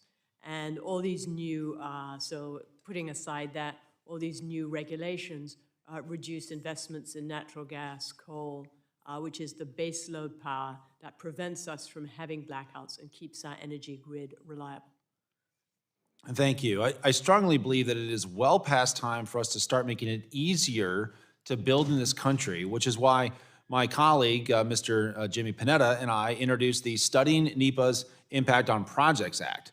This common sense bipartisan bill would require reporting on several NEPA metrics, including the volume of litigation, the paperwork burden, and the time that it takes to clear the NEPA process, which we all know is oftentimes far too long. Shifting gears a bit, because of the AI revolution, the North American Electric Reliability Corporation revised its projected 10-year peak demand forecast from 40 gigawatts to nearly 80 gigawatts of electricity. That's the equivalent of 24 million households. If anything is crystal clear around here, it's that our future and future technologies will need more energy, not less. The EPA's power plant rule is a de facto ban on coal-fired power plants and prohibits more natural gas power plants from being built. Mr. Epstein, what sort of impact will this rule have on our ability to meet the nation's future energy demands, and what are the economic consequences of failing to meet this demand? I just want to make clear that everyone needs to do everything possible not to let these rules go into effect. They are just a complete death sentence to the grid. I mean, I'm not shocked often, but I'm shocked by this. Again, the fundamentals are we already have a grid in crisis thanks to bad policy shutting down reliable power plants and then promoting more electrification. We have artificial more demand from EVs that the administration is forcing. And then, as you mentioned, we have a lot of organic, healthy demand from new uses of electricity, and yet we're shutting down our reliable coal plants, which are 1/6 of capacity, and we're passing restrictions that are going to prevent most new natural gas plants from being built. I mean, I don't know what it's saying. It's like, let's just become Lebanon or something like that. I mean, it's just unbelievable that we're not thinking about this. So, I mean, these rules are so far beyond the pale. I mean, what does it mean to just have blackouts all the time? I mean, it just means a huge portion of people die. Look what happened to Texas just a few years ago with a tiny version of these policies. So if you want to talk about existential threat, that's life without a grid. Thank you. And briefly, Ms. Jackson, environmental justice is predicated upon the assumption that energy production has a disproportionate negative impact on minority and impoverished communities. Ms. Jackson, do you believe that environmental justice efforts, including in the IRA and other Biden administration initiatives, are actually helping the working class? They're doing anything but that. That would be my first plan of action if I was in office, is to get rid of the environmental justice agenda, because it's doing more harm than good. Thank you. And Mr. Chairman, with that, I yield back. Thank the gentleman from Indiana, and now yield 5 minutes to Mr. Chuck Edwards from North Carolina. Thank you, Mr. Chair. All of you, thanks for being with us this afternoon. Mr. Epstein, I'll begin with you. I represent a district in the western part of North Carolina. It's a mountainous region. And with all the calls for us to do away with fossil fuels, we have one major power plant in my district, by the way, in the mountains. Keep in mind, it's in the mountains. But with all these calls to convert from fossil fuel to solar and wind, I've done some calculating on what it would take for us to convert the one 566 megawatt power plant that we have to all solar. How many acres it would take for solar panels to generate that same amount of energy. It's in the tens of thousands of acres. That's just simply not available unless we were to carve up all of our agricultural land. When I look at windmills, which, by the way, appear to be 30 stories tall. Now, mind you, we're in the mountains. It would be very difficult to put a 30-story tall windmill in a mountain region, let alone, I think it was 2,400 acres that I calculated it would take of windmills to generate that same megawatt of power out of the one station that we have. Have you calculated into the cost anywhere the loss of residential land, farmland, and what it would take to convert into? So your example is So I would say this is the least of the problems of solar and wind. It's a problem. And so what you see is that in certain locations, it's just totally not doable. And in many countries, it's totally not doable. The United States is vast. So you can imagine, like Elon Musk will say, and it's valid as far as it goes, but doesn't go very far, that, oh, if you put a certain amount of solar panels in Utah, that could, quote, power the whole country. I mean, one problem is how do you get everything to the rest of the country? The main problem is the reliability problem. So you mentioned what it would cost to replace fossil fuels, solar and wind. We don't know because nobody's ever even attempted it. Nobody's attempted a self-sufficient solar and wind plant or set of plants in any sophisticated area around the world. And the reason it would be cost prohibitive. Just to give you one number, Elon, I like him in a lot of ways, but he said publicly, all we need is just a bunch of my mega packs and solar panels, we can power the world. I ran the numbers to back up the world for one day would be $100 to $200 trillion worth of megapacks. So $100 trillion is global GDP. These last 10 years, much like an EV. So it's just there is no such thing as replacing fossil fuels with unreliable solar and wind. The only way you can do it partially is because you have fossil fuels as a backup. So it's really important for people to know this is not a real thing. I'm not against solar and wind, but they should provide their own reliability, and that'll force them to actually make a contribution or get off the grid, either way. Well, thank you for that. Ms. Fergat Roth, do you have any thoughts on replacing or taking usable land that is pretty scarce anyway and converting that into wind farms and solar farms? Well, I think it should be up to the individual communities to decide on a level playing field without tax incentives. A lot of communities are fighting against offshore wind because they think it's unsightly, because they think there's a hum that comes from it. And it does take a lot of land and energy. Plus, the wind turbines kill birds. And when you have a bird killed on an oil rig, then that company has to pay a fine. Birds killed by wind turbines, no one seems to care about those birds. So I think it's a very complicated issue, and it should be up to individual states. For example, Kansas has a lot of wind, and it does very well with its wind, and other states might not. Well, thank you. I'd like to suggest representing a district that has a housing crisis. We just don't have enough affordable land, and we're seeing a lot of our farmland used for other purposes now to displace the good use of that property to cover up with wind and solar panels just seems to be against common land use practices. Mr. Epstein, I'm running out of time, but real quick, I'd like to ask, because I believe the cleanest energy is the most readily available and convenient form, whether that's solar, nuclear, wind, geothermal, or fossil. But not everybody agrees, as you're well aware. This administration seems to be obsessed with eliminating fossil fuels in the name of climate change.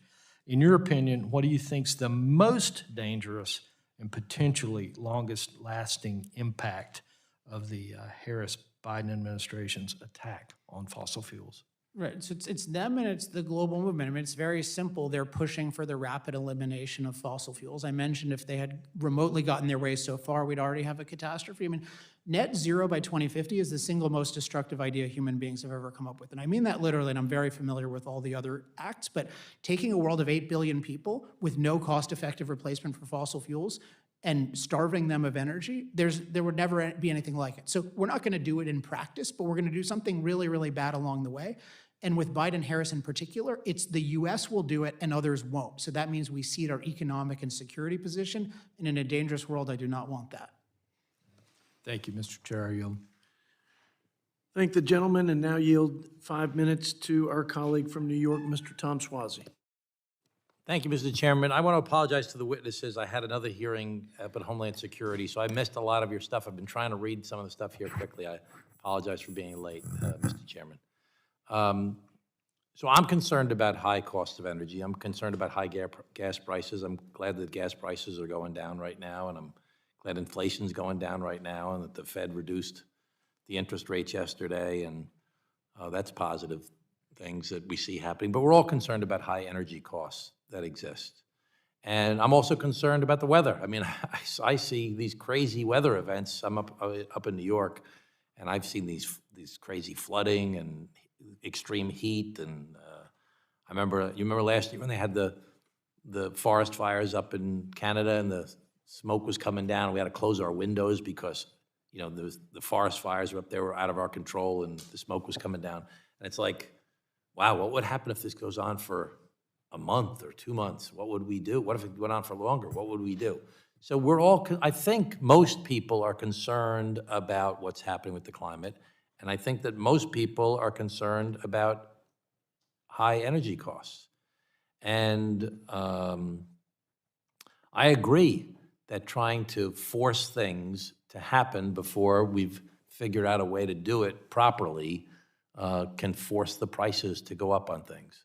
And I'm concerned when, in my state, for example, that we're just doing it on our, we were doing it on our own before there was like even federal subsidies to encourage it to happen, that made it even more expensive in our state, in New York. And I'm concerned about, you know, individual states trying to go it alone without a comprehensive federal policy. So if I'm somebody who's concerned about high costs, and I'm concerned about climate, what do you think we need to be doing right now to try and reduce the impacts of greenhouse gases on climate change while also trying to keep the cost down? So, Mr. Epstein, you seem most anxious to talk. I'm very anxious. Thank you. Thank you for the great question.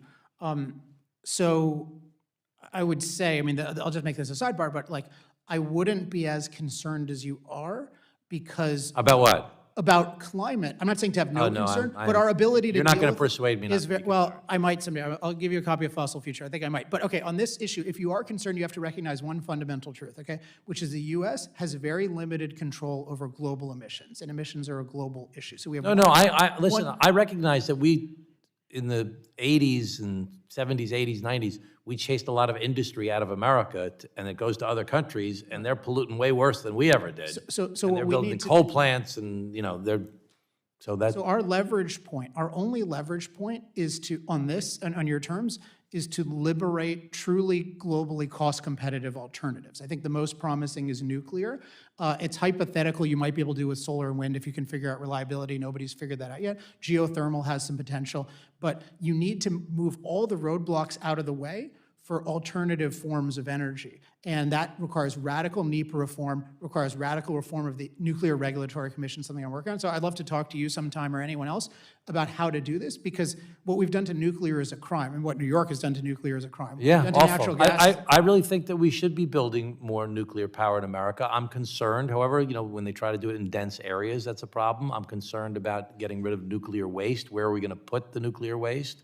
Right, so nuclear waste is the. And I'm concerned about transmission lines when you build these facilities, whether it be wind or solar or nuclear, in these very far-off locations, transmitting it to where you need the power. I think nuclear is a lot safer than you've been led to believe. Certainly what's called the waste, the used fuel, that's the safest form of waste we have. It's very small, it's very manageable, it hasn't damaged anyone, we can store it indefinitely. So nuclear, unfortunately, has been demonized even more than fossil fuels. It has the advantage of it's very dense, it's stored energy. There's a lot we can do with it, but we need to get the government out of the way. We can't, subsidizing specific American boutique energy does nothing globally. So, you know, And if I could add that New York State, you all have the Marcellus Shale, but you're not using it, and there's a lot of clean natural gas that could come out of that, which Pennsylvania is using right now, and you all are not. And New York State has a 70% renewable portfolio standard goal, and that's also driving up the price of energy in New York State. yeah, I think that, you know, I just take about the end of my, we have to figure out how to balance our two systems, okay? Capitalism is the best system in the history of the world. It's created more wealth, it's created more innovation, it's lifted more people out of poverty. It's the best system, but it's based upon competition. And the better competitor you are, the better you're gonna do. If you're a bad competitor, you're not gonna do well. But we don't want people who are bad competitors to be relegated to a life of misery. So we have another system called democracy. It says all men and women are created equal. So we gotta put some protections in place. So the question the challenge for us is how to find a balance between these two systems on a knife's edge, because if we go too far, too many protections, we kill the goose that laid the golden egg. If we do no protections, we end up with people with a bunch of miserable lives. The challenge of our current environment in America is nobody finds balance. Everybody's saying, you're one of those, no, you're one of those, and we don't find that balance anymore. So we've got to work together and find some balance to balance in this question, in this issue. There's a lot of us concerned about climate change, and there's a lot of us concerned about cost, but we got to find a balance between the two. I'm sorry for going over, Mr. Chairman. I appreciate that. Mr. Swazi, and now yield 5 minutes to Mr. Burkeen from Oklahoma. Thank you very much, Mr. Chairman.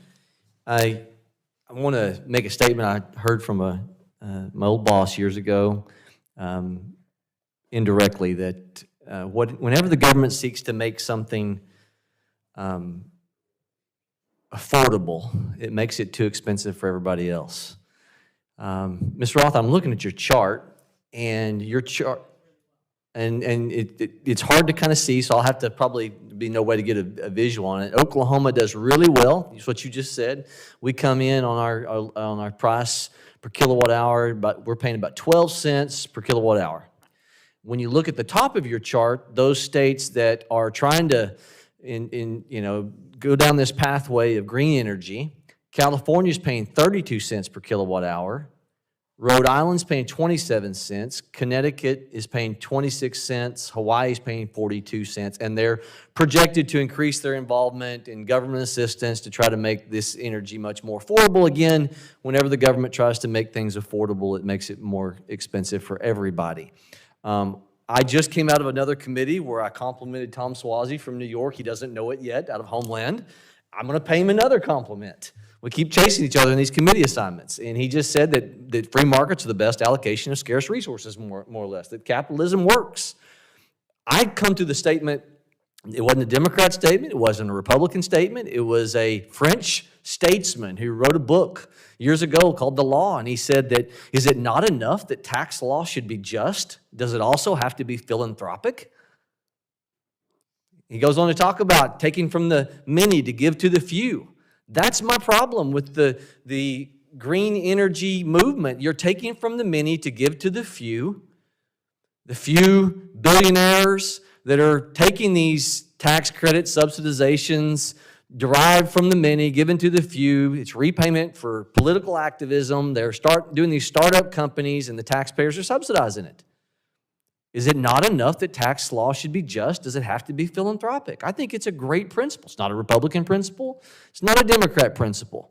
It's a solid principle written in the early 1800s by a French statesman. The Law. Look it up. Anybody that's interested. And he was saying that what America was getting great and doing well. I'm going to give you some stats I found astounding this morning. If you went to the gas pump in 2020, in September, you would have paid $2.27 for a gallon of gas. According to the Energy and Information Administration, right now, you'll pay $3.75. That's a $1.50 increase. If you compare your electric bill from September 2020 to 2024 September, you'll notice you're paying $30 more a month. That's according to the Bureau of Labor Statistics. If you compare your gas bill from September 2020 to heat your home as compared to June of 24, unfortunately not having the most recent data, just June of 2024, you'll notice you're paying approximately $25 more a month according to the Energy Information Administration. If you compare the number of jobs in the energy sector under President Trump to the number of jobs in the energy under President Biden, you'll see an 11% loss in jobs nationally, 33% loss in my home state of Oklahoma, according to the Federal Reserve. If you compare the average annual wage for workers in the oil and gas industry in 2020 to the average annual wage for those same workers in 2024, you'll notice they're making $34,000 less, according to the Texas Independent Producers Royalty Owners Association, $34,000 less. You can buy a car with that. You can do one heck of a once-in-a-lifetime vacation for that. That is the difference also between the affording the American dream and struggling.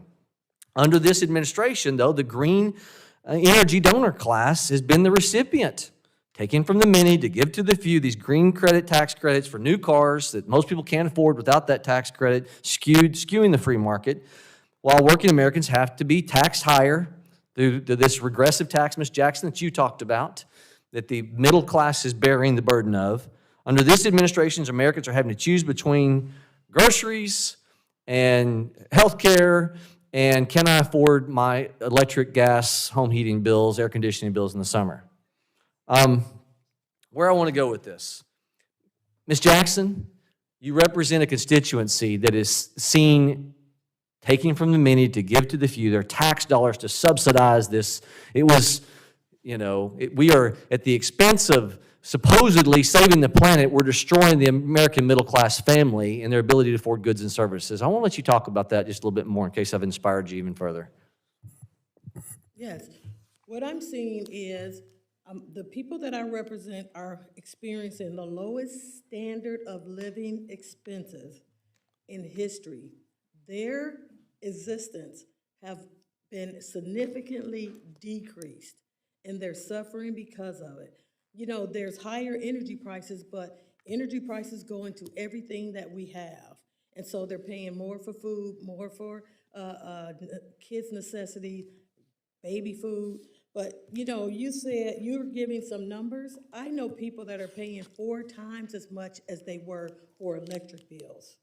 So, you know, we're talking about a few, $30 here, $30 there, but these families are already stretched to capacity, and we're continuing to pile on. So they're really hurting, and it's at the expense, at the climate, at any cost. So save the people. Save the people. I We're think, saving the climate, but we're at the expense of destroying the people. I thank the gentlelady, thank my colleague from Oklahoma. Whose time's expired, and I now yield 5 minutes to Ms. Omar from Minnesota for 5 minutes. Our new ranking member, by the way. Thank you, Chairman. Thank you to all the panelists for being here today. Mr. Higgins, I know you have written extensively about the Inflation Reduction Act's household impact and cost savings. I want to dive deeper into these numbers. According to a Treasury analysis released last month, the IRA delivered $8.4 billion in tax credits to nearly 3.5 million families in 2023. Could you talk about these home tax credits and how they are lowering costs for working families, both in short term and long term? Yes, thank you. The number of families that are benefiting already from the Inflation Reduction Act, even though we're just 2 years in, is huge, many millions already, and that number is growing.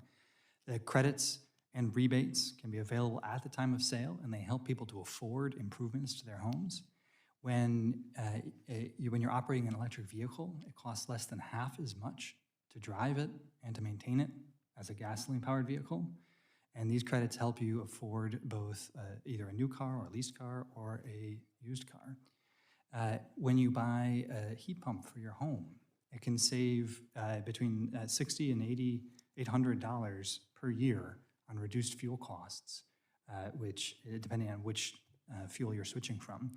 These savings make it more affordable. It's just a false choice that we have to choose between affordability and climate. And the fact is that investments increase opportunities and increase opportunities, and clean energy is the most affordable, so they reduce costs at the same time as they're creating jobs. And if some consumers choose not to take advantage of these programs, do they still help lower energy costs for those households? Yes, so the average household is looking to save about $2,000 a year, which is a third of their household energy costs by 2030, which is an extraordinary trajectory. And overall, by switching to clean energy, because it is so much more affordable, the households everywhere can save. So if natural gas demand domestically declines, that would lead to lower fossil fuel energy prices with ramifications for agriculture, for households that stay on fossil fuels. And the main risk there is that if the surplus is instead exported, it exposes American manufacturers and households to even higher fuel costs. And LNG exports could raise energy costs by 10%, natural gas costs. And since my Republican colleagues want to focus on the economic and fiscal costs of energy policy, I think it's worth breaking this down. Congressional Republicans often frame such costs very narrowly, looking only at government spending or regulatory impacts, usually when it threatens the bottom line of their wealthy donors or large corporations. But this narrow view ignores the full economic picture. When we talk about economic costs, we must consider the externalities, from social to environmental impacts that are not usually accounted for. Mr. Higgins, when we begin to consider the cost of things like adverse health and climate outcomes, what would you say are the true costs associated with our existing fossil fuel industry and with policies that only expand fossil fuel infrastructure? Fossil fuel pollution disproportionately affects families, Black and brown families, low-income families, living in low-income communities. and claims that reducing fossil fuel pollution for these households would actually amount to environmental injustice are reprehensible, and claims that raising global temperatures would actually be beneficial or easy to deal with, I think are a denial of the consensus climate science that fossil fuel pollution threatens disastrous and irreversible consequences. Totally agree. Additionally, when we discussed fiscal costs, we need to look at a bigger picture beyond initial federal expenditures. We should be evaluating the long-term effects of public investments, including long-standing hidden tax breaks. This is why I introduced the End Polluter Welfare Act with Senator Sanders. This bill will end wasteful subsidies that are supporting big oil and that have long been a drain on our budget. Mr. Higgins, can you explain how this bill, combined with the investments of the IRA, would help us move towards a sustainable energy future that benefits all Americans, not just the wealthy oil and gas executives? Switching to clean energy helps to reduce the volatility of fossil fuel prices. It prevents when global prices increase, which used to be, it means that domestic prices increase. It used to be that was unique to gasoline. It's now also natural gas because of our export capacity. And although the price that these companies can charge is increased, the people who pay the bill are American consumers. Thank you. I yield back. I thank the gentlelady and now yield 5 minutes to my friend from Texas, Dr. Burgess. Thank you, Mr. Chairman. And before I begin my questions, I have two unanimous consent requests. One, to insert into the record a study from the American Gas Association on the critical importance of oil and natural gas to the U.S. healthcare sector. And a second unanimous consent request to submit a study from the American Gas Association on the importance of natural gas to the United States pharmaceutical industry. Without objection, so ordered. Thank you. And forgive me if I don't pronounce your name correctly, but Mr. Scott Roth, and I apologize also for being late. We always have multiple things going on here. I was chairing a Rules Committee hearing on the future rules in Congress. I took a beating from the representative of the Budget Committee over the 302B allocations. So now I'm moving on from that. But during the Trump administration, from an energy policy standpoint, things were much better in my estimation. Worldwide stability was increased, and of course prices for everyone across the spectrum, high and low income, prices were lower. So why would the Biden administration and the Harris administration move away from Trump's energy policies if they were working so well? I think that there is an ideological commitment to wind and solar, and the view that it lowers prices just is not true, as can be seen from this chart, where it shows that the biggest users of wind and solar have the highest electricity prices. Moreover, if we produce more clean natural gas, we can export it to our allies, we can have more geopolitical power in the world, we can reduce our dependence on China. Sure, it's If we produce more critical minerals, again, we can reduce our dependence on China. We're exporting freedom. And in your list, and this is intriguing, of course, Washington State has, you've recorded there 100% renewable fuel portfolio.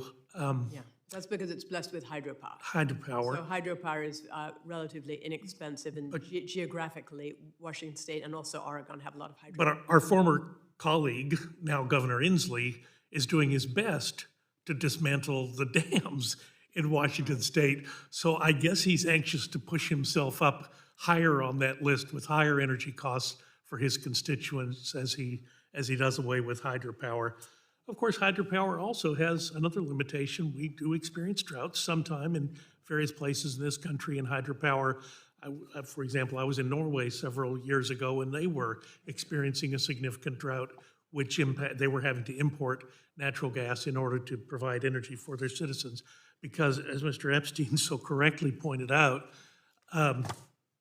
the existential threat is when there's no energy to put on the grid. And we saw that in Texas, and I've been a student of irony for some time. In December of 2019, front page of the Net Record Chronicle, front page story, the dismantling, not just we're not going to use a coal plant anymore in South Texas. They actually physically dismantled it. They bulldozed it. It's never going to be used again. And then in February of 2021, we had that cold snap where hundreds of people died because there was no energy from that coal plant to put on the grid when they really needed it. So that is the existential threat. You flip the switch and nothing happens. Yeah, I'd love to comment on that. I mean, I was one of the people on the record before Winter Storm Uri and that disaster happened saying Texas's reserve margin is dangerously low. I mean, the problem is people equate the so-called capacity of unreliable electricity with the capacity of reliable electricity. But reliable electricity or dispatchable electricity, that means you can have it when you need it in the quantity you need it. Unreliable electricity, you don't know when. And what happened during Winter Storm Uri was solar and wind, when needed most, went out to lunch. At 1%, at one point, they were less than 1% of theoretical capacity, which is why it should be called fantasy, not capacity. And relying on that is very dangerous. And it was dangerous. And then, Mr. Higgins, I came in just as you were concluding your exchange with Mr. Lopez, and you differed on the effect of EVs and the number of EVs.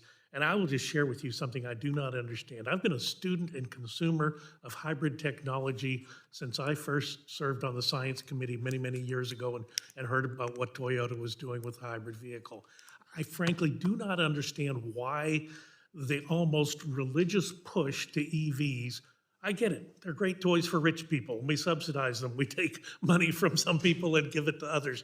But why not the same focus on hybrid technology, which would deliver much more capacity to a larger number of people, and it would not take the enormous battery capacity that an EV has to have? I mean, the only thing that you can conclude is they want to take away private car ownership from the vast majority of people in this country. Because that's how you create wealth. So plug-in hybrids are eligible for some of the same tax credits that full electric vehicles are.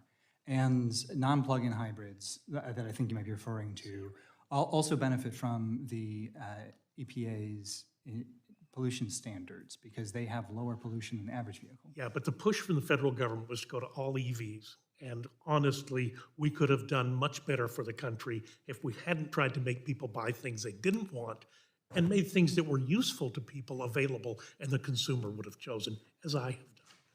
Thank you, Mr. Chairman. I'll yield back. I thank the good doctor, and now bringing us home, Solve all of our energy problems. our vice chair of the conference, our fearless leader from Utah, Mr. Blakemore, for 5 minutes, and we got another colleague who will also share his thoughts and have questions, but we'll go with you first, Mr. Moore. 5 minutes. Thank you, Chairman. This is one of those hearings, as you listen to the debate back and forth, trying to solve multiple issues regarding energy. We're at a point where we have to keep things very simple. Let's keep it basic here. What do we know? I think it goes back to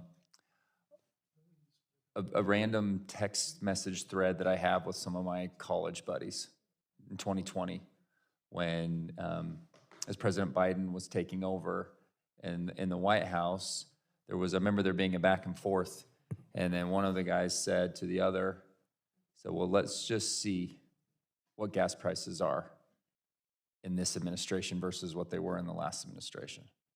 And at some point, we have to just keep things as simple as possible.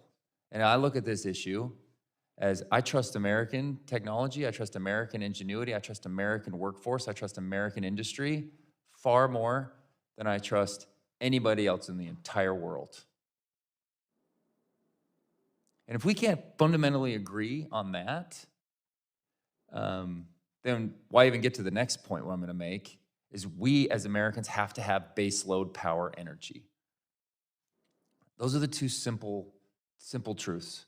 That if we cede the energy creation to other nations, where we've proven that we could become dominant, we could have, we could own this and be a net exporter. If we cede that to other nations, they will not do it with the appropriate labor, and environmental standards that I trust our industries to be able to do.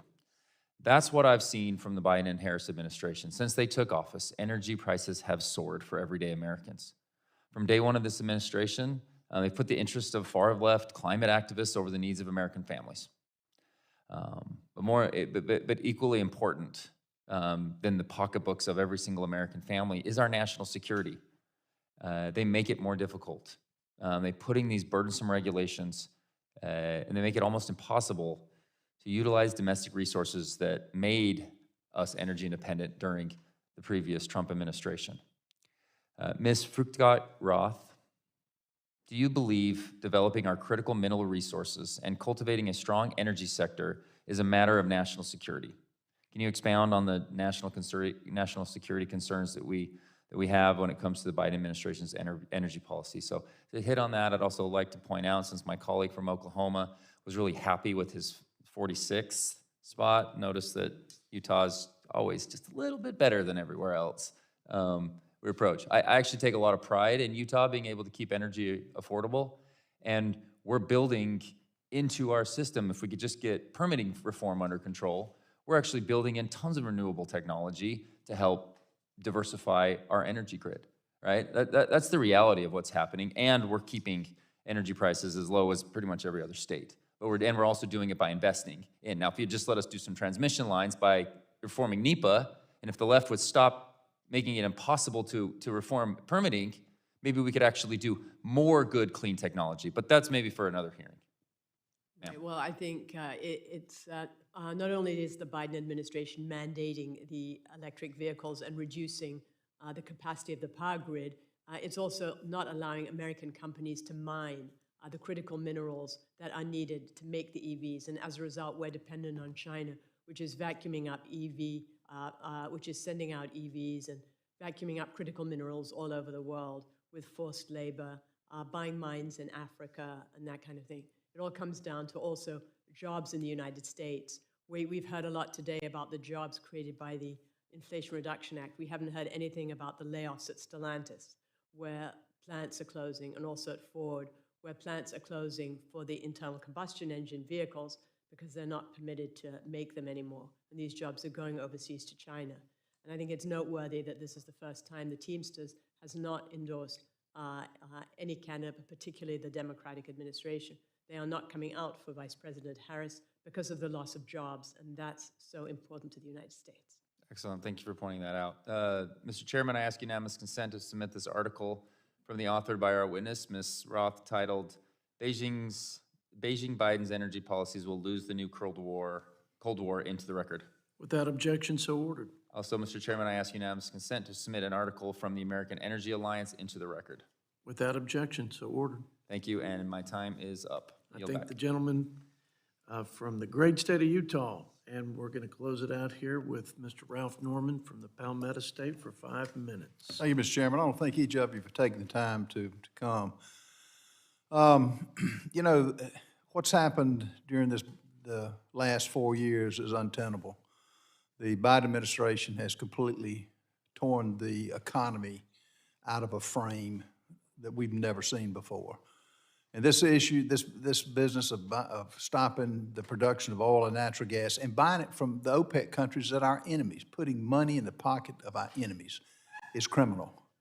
And if you list everything else to the border, to the out-of-control crime, this country doesn't deserve that. It's going to take a lot to reverse the damage that has been done.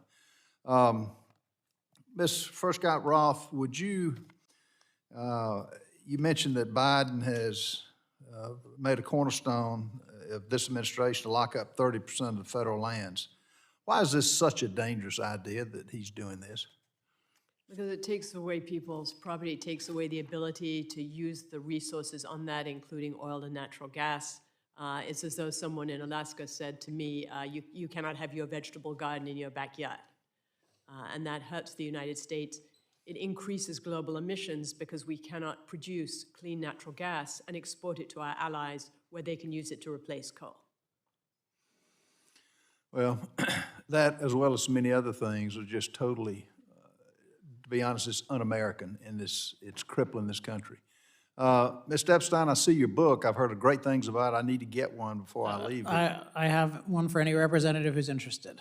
Well, you have mentioned that, that the administration's pause on liquefied LNG exports is deadly. Can you explain why it is deadly?